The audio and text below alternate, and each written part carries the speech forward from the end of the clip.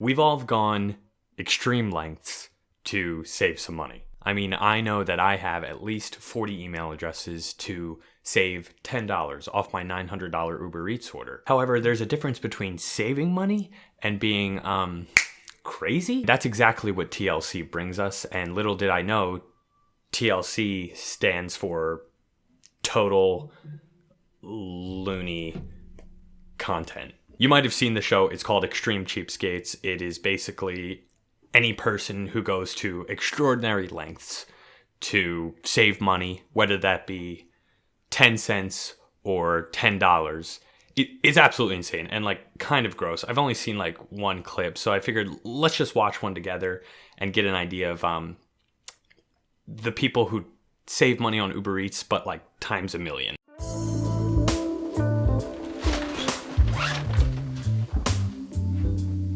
We're different from other couples. I've actually seen that scene before, but kind of like crazy that the director was like, all right, you're going to walk into the bathroom naked and we're going to shoot just your feet. And they were like, yep. Other couples because we do things that others don't. When we do our showers together, it's strictly 2 minutes. There's no hanky-panky at all. No hanky-panky in the shower, my guy. How do you get it going? What, you're telling me it's no freaky deaky when you're getting leaky? I spend 10 minutes alone contemplating life in the shower. A 2-for-1 type deal. We just get in and out so that we conserve our energy, our money. 26-year-old Carissa and 33-year-old Rick Perrin's extreme bathroom routine saves them hundreds of dollars each year on water, electricity, and toiletries. Wait, they said she was 26? You mean that could be me in 4 years? Ew. Why do they keep... Okay, I mean, I get, like, yeah, you have to show their feet because there's nothing else. But at the same time, like, stop showing me their feet. Otherwise, we're going to have another foot fetish pandemic video. Hello. Hello. Oh, yeah, in case anybody hasn't... No, this is Cal. Rick uses the suds from my hair on his hair. Thank you.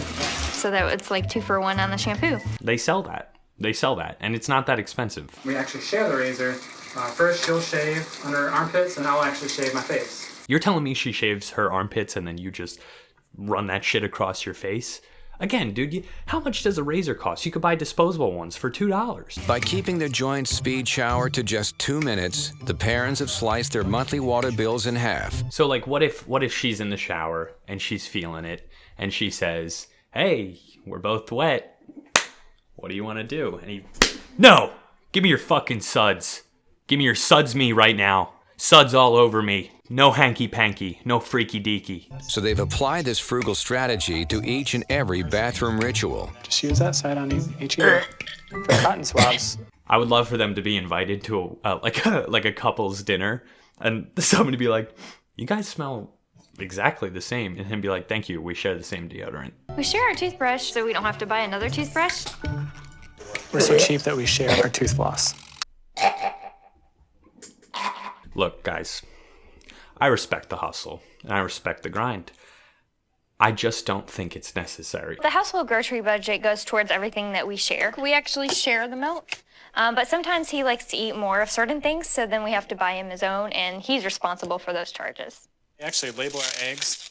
There's 6 of them, 6 for K for Carissa and 6 R's for Rick. I like to imagine that when they're mad at each other, she's like, I'm going to use an egg. And he's like, don't even think about it.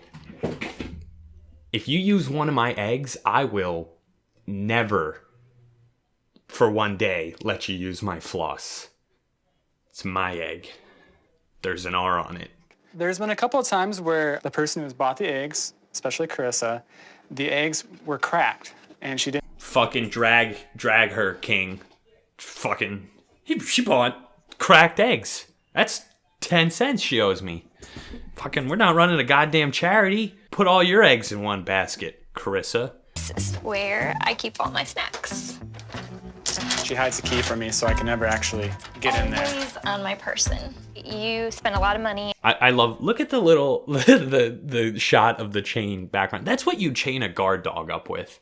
Not your fucking dipsy doodles. This might seem a little boring to some people. We actually love it because we're really competitive and we get into it. And whoever saves the most has bragging rights for the rest of the month. Bitch, I saved 32 cents on butter electricity and candle wax. Fucking beat that. I would like to know what the first date was like. He probably brought her over and was like, I have rainwater and I caught a mouse for us to cook over the fire that I will make with flint and steel. And it'll be really romantic and we'll watch TV. We'll watch TV through our neighbor's window. I like to keep track of our flushing because that attributes to our actual cost of our water bill each month. Everybody knows you need to give a courtesy flush. You're telling me you don't courtesy flush, my guy? So we're going to divvy it up and see who owes what. It looks like I owe $20.07. But Rick only owes $18.59. Yes. Suck it, Carissa. I'm cheaper than you. Do you think they reuse condoms? The parents plan to save $1 on every major life event to come. A true cheapskate plans for every eventuality, including death. We decided to arrange our funeral now because that way we'll avoid all of the inflation. Statistically, men die before women, and I don't want Rick to die and me be stuck with a huge funeral bill. I don't want my husband to die because I'm not fucking paying for that shit. Like, yeah, it'll be sad that he's gone, but like then I'm gonna have to pay for it. Like, what the fuck? Basically looking for the cheapest deal that we can possibly get. I mean, we're gonna be dead, so might as well, right? Right. Yeah, we're gonna be dead. So why don't we just save $1? If you want to be cheap, these are our cheapest caskets. So on these coffins, I was noticing like there's pillows and, I mean, what's this? I don't even know what that's called. How much would that reduce the price if we take out the lining and the pillow and, you know, anything extra? Is there any way we can order it without? Can we? Yeah, you know what? I think I have a cardboard box in my trunk. You just stick me in that, throw me in. Don't even have to have a ceremony. Just bury me like a fucking cat. Oh, sorry, Cal, I didn't mean that. Rick and I had this idea. We want to just have one burial, one funeral, one everything. If he dies first, because he's older and he's a guy, then we can bury him and then just exhume him when I die and then bury me with him. This is not King Tut. We're not bringing you up from the dead so that we can be like, all right, Carissa, hop in. What funeral person is going to be like, okay, you want me to dig up your husband and then throw you in and just kind of like shut the lid? What if like he's gross and then she's just like, the maggots will eat my body and I will no longer consume air and that will be cheaper? Never in this guy's life has he ever heard somebody say, dig him up, throw me in, fuck it. Wouldn't it be, it would be more expensive to pay somebody to exhume and then, well, maybe not. Maybe you could just hire like somebody, like you could just hire a crackhead and a shovel and be like, here's $50 and a hot plate. You can dig me up. I would just, like, I'm noticing this guy's accent. I'm just saying you don't find this shit in the Northeast of America, okay? You don't.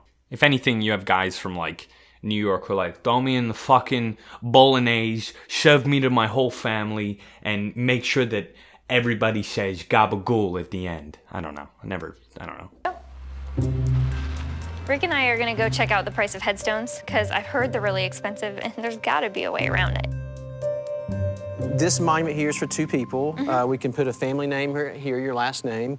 We engrave your first names and your dates of birth in it right here. Generally speaking, it's between $1,800 and $2,800. Would it be cheaper if we just did like fewer letters, like our initials, instead of full name? They're like, nope, no, just, actually, you know what? Morse code it. Just do-do-do-do. That's us. Have any stone that maybe was busted, somebody hit it with a car or something? Maybe it was broken, you can actually fix and repair, and then you can maybe sell back to us? No, they don't. Nobody, first of all, nobody runs over a headstone and then is like, oh, you guys can still take this, right? And they're like, absolutely, we just fucking solder it right up and stick it on top of a grave. So I don't have anything like that. Okay. We're actually curious if we bring a big old rock in ourselves, that you could actually put a plaque on that rock.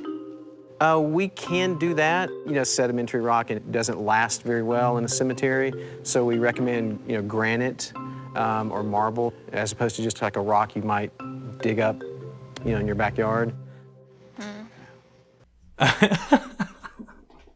Their faces, they're like, Dude, we did not lug a rock all the way here for you to say no. Now etch my Morse fucking code initials into that rock and get me out of here for $10.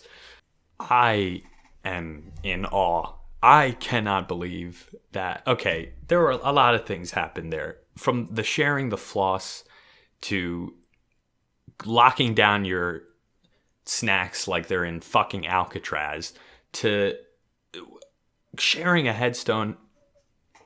You gotta live a little, you know? Do people want to look back at you and be like, yeah, they saved about $400 every month on their cable bill because they strictly watched National Geographic? This is great. TLC has some of the best content that I've ever seen, from 90 Day Fiancé to Extreme Cheapskates. I'm shocked. Like I said, I understand wanting to save money, but there's a difference between saving money and sharing somebody's toothbrush. I was kind of surprised they weren't like, we also use the toothbrush to like clean the inside of our fucking eyeballs, but that... just enjoy life. Indulge a little bit. Thanks for watching.